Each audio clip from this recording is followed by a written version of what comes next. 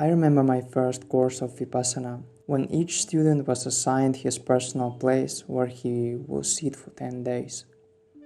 Every time I sat down, I was sure that a kind, clean atmosphere accumulates around this same place, a force that helps me meditate. So here, if you are meditating at home, we need to choose a separate small room, preferably closed from others, quiet if it's possible.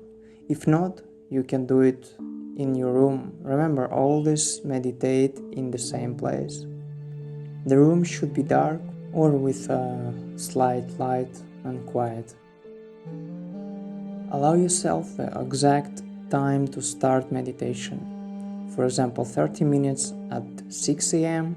and 30 minutes at 6 p.m. This is important because the body gets used to it and it will be easy for him to meditate at the same time.